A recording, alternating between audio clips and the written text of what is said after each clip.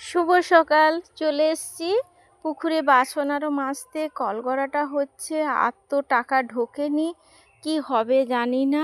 এই কাদের পুকুরে ব্যবহার করেন বন্ধুরা বলবেন। আমি তো পুকুরে ব্যবহার করি, কি করব, এইটুকু জল, যতটা জল ততটা মাছ আছে। ওই দেখো সব ধারে ধারে মাছ। হ্যাঁ, কি অবস্থা। জল তো অল্প না, জলের কালারটা কি সুন্দর লাগে না বন্ধুরা, বলো।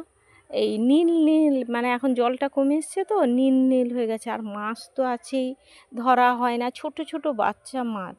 ওই কি মাছ বলে, রূপচাঁদ বাউল। তা আপনারা কারা কোন মাছ নাম বলেন জানি না, আমরা জানি রূপচাঁদ। হ্যাঁ, দিয়ে সেই রূপচাঁদ বাউল যে এত, মানে সে খেতে ভালো লাগে না। সে একজন নেশা করে বিক্রি করতে এসেছিলো, ছেড়ে দেওয়া হয়েছে পুকুরে। আর এত বাড়ছেই না, বিক্রি হচ্ছে না, কেউ নিচ্ছে না। ও কি প্রবলেম দাঁড়াচ্ছে বন্ধুরা, বলতেই পারবো না।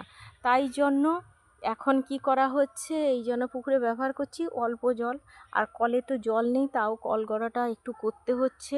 বাসন টাসন মাজা, এবার আমি সারাদিন থাকি না, কাজের বাইরে বাইরে চলে যাই। এই যে 10টা থেকে বেরিয়ে যাব এখন 9টা অবধি, তাহলে এখানে কাজ করতে পারছি না।